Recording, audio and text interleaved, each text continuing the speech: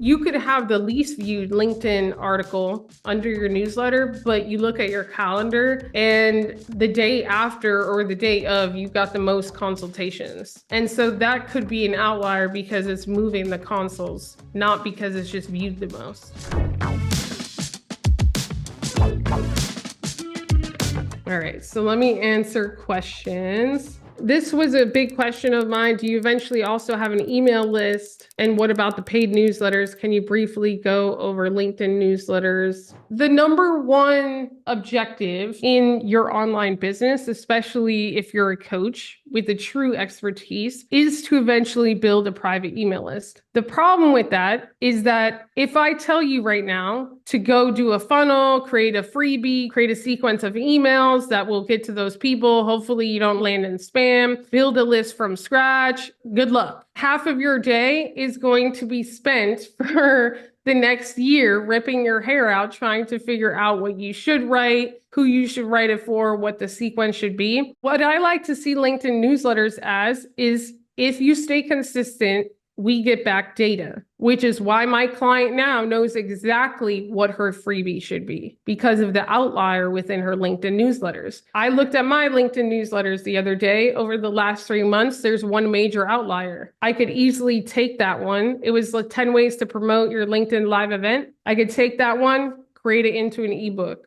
Take that one, create it into a webinar, because I have evidence that the people that want to learn from me are interested in this particular one. It's an outlier. I don't have to guess. From there, I could put that ebook or whatever I create on a landing page and then with an email sequence. But I'm starting with something that I know works because I already did the testing. For many years, I've sent newsletters from MailChimp and decided to try LinkedIn. Can you kindly clarify the analytics subscribers means these are people that have actually read the newsletter? Newsletters go to your subscribers' emails. Subscribers are people in your network that are saying, yes, I want to receive your future articles, and you'll see the list of them. My goal is contracts with follow-up and strategy session. Is automated outreach method obsolete? Is the automated outreach method obsolete? No, I don't know much about the automated, but is outbound messaging obsolete? A lot of my clients that do outbound will get much higher response rates to their outbound messages, acceptance rates to their connection requests, will get an increase in actual calls booked with the right people if they do newsletters and live events. That's what we've seen.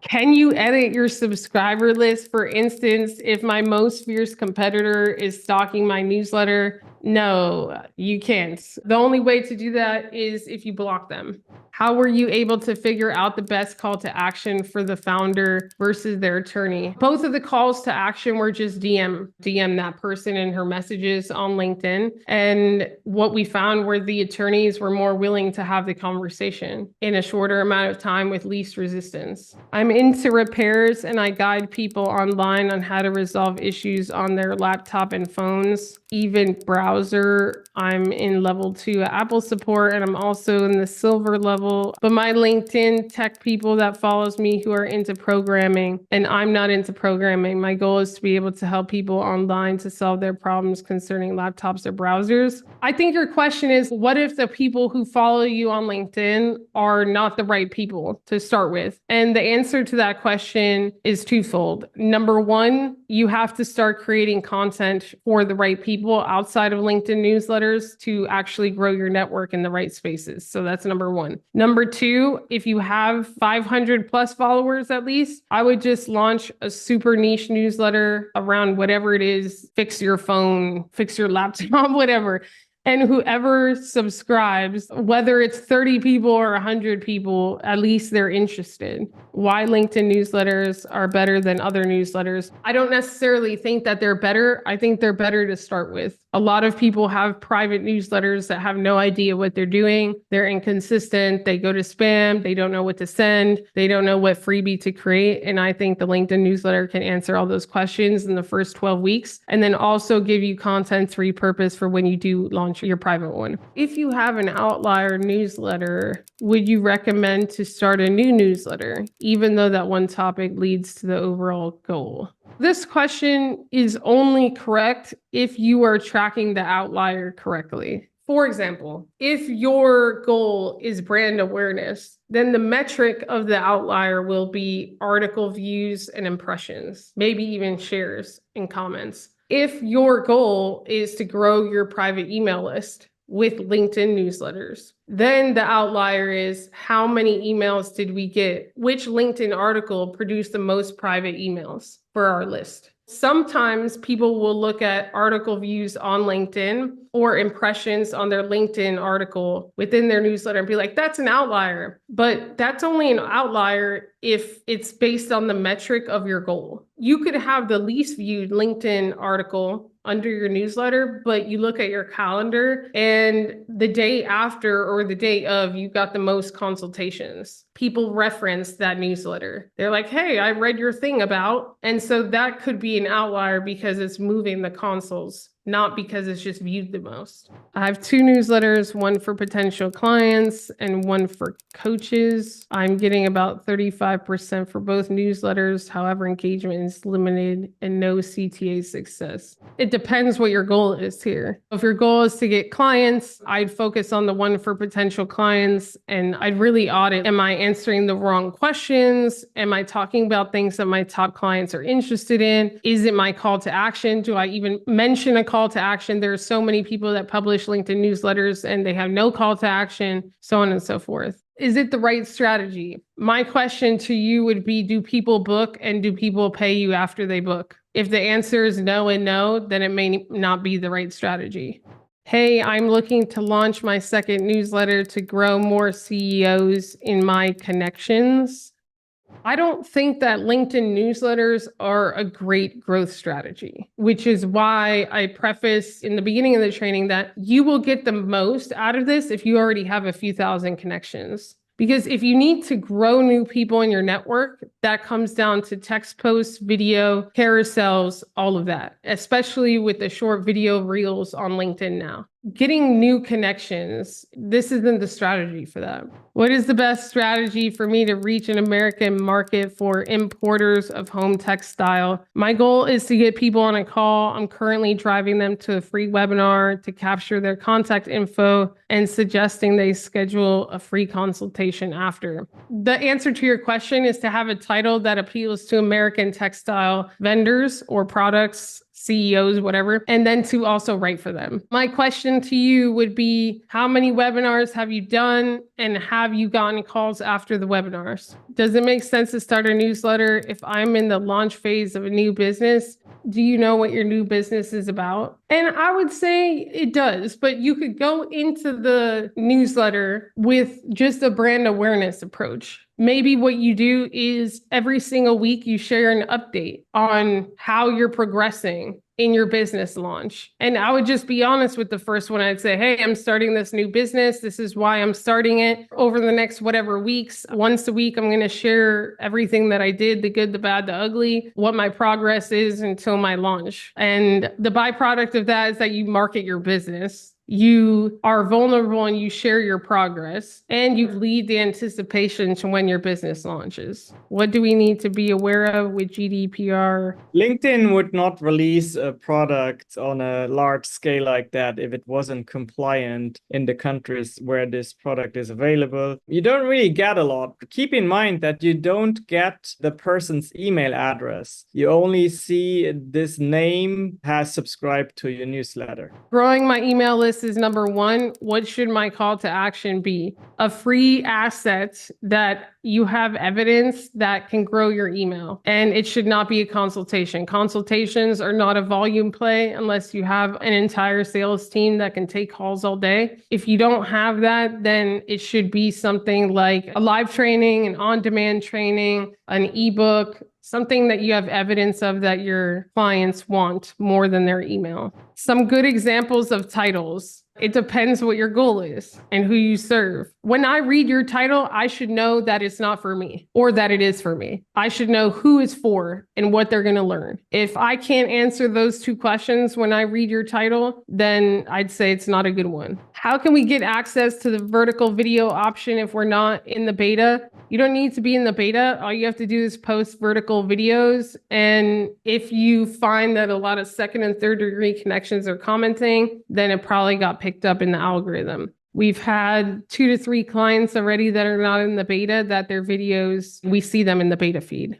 Does the LinkedIn newsletter invitation go only to connections or followers as well? It goes to followers as well. And this is something major, because if it only went to connections, then you would not be closing a very big gap here. And this is for you, especially if you want to start doing live events on LinkedIn or are already doing them. If you go to your live event invite feature, you can only invite first degree connections, which means that I have to be connected to you for you to invite me to your event. If I'm a second or third degree connection, the only way that I could see your event is if I randomly see it on your feed or if I'm a subscriber to your newsletter. So what will happen is when people launch their newsletters, a lot of first degree connections will subscribe, but within a week or two, they'll see probably 20% of their subscribers will be second and third degree connections. And the better the newsletter, the more it gets shared, the more second and third degree connections will subscribe. And those people will in the future be able to get invited to your live events, even without them being a first degree connection, because you'll send them the invite to the live event and it'll close that gap. Also, when you post on the feed, the algorithm on LinkedIn has a tendency to show your first degree connections the post. So if I'm not your first degree connection, your post needs to be really good for me to see it. And most of them are not in the beginning, especially not after some disappointment. The energy and zest may go out the window. It fills that gap. So that's a great question. If you want to do live events, then the value of the LinkedIn newsletters just gets bigger, because if over the next 4 weeks you publish 4 LinkedIn newsletters, there will be one that is just the outlier. It's more successful. It proved more results. And then what you can do is leverage that one for a foundational, not script, but outline for a live event that you then do. For example, I know that the 10 ways to promote your LinkedIn live events did really well as a newsletter. And I could go into a series of 11 LinkedIn live events. And the first one could be about those 10. I could maybe even add case studies, examples, nuance to whatever I had already written in the newsletter. And then I could do a live event about each of the individual tips or strategies that I share in the long one.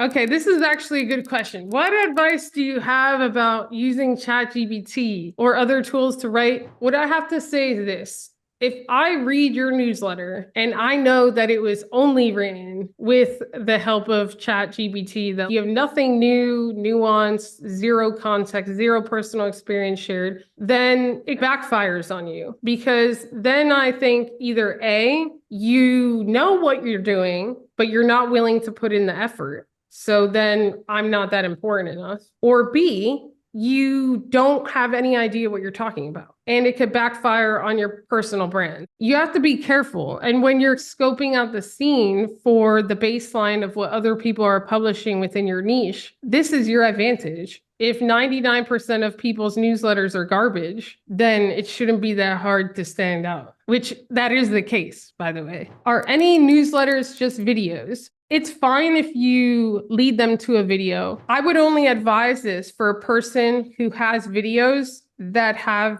proved the results that they wanted. I have some clients that they are very successful on other platforms. They're 5 to 7 years into building their personal brand. They know exactly what videos perform for what call to action. And so they'll embed those videos inside of the relevant LinkedIn articles within their newsletter. But it only works for them because they went through the ringer already. They have the data, the analytics that when they do this video in this way, it leads to the results. What you don't want to do is play a guessing game where you're double testing at the same time with what proves to lead to results on video versus the newsletters. Basically, only if you have evidence that that video leads to results. I'll leave it there because then it could get messy.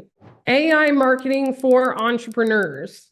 If you want to teach general AI marketing stuff, then I would say yes. I sat with somebody who was around this topic, and when we got to talking about her business, she makes 90% of her income with solopreneurs that want to learn how to create their marketing avatar. She should probably do something like create your avatar with ChatGPT or something. Let's say that 90% of your income is how they write a proposal or how to create a custom ChatGPT, custom GPT. You could put custom GPT for entrepreneurs because then number one, you're filtering people that even know what that is. Number two, you're focusing on something that most of your top clients pay you for. But if it's just general AI marketing, everything under the sun, then sure. We'll start wrapping it up. But the number one outcome that I want you to get from today's training is to define your goal and to really think about who you're writing for, because that's going to determine your whole content strategy.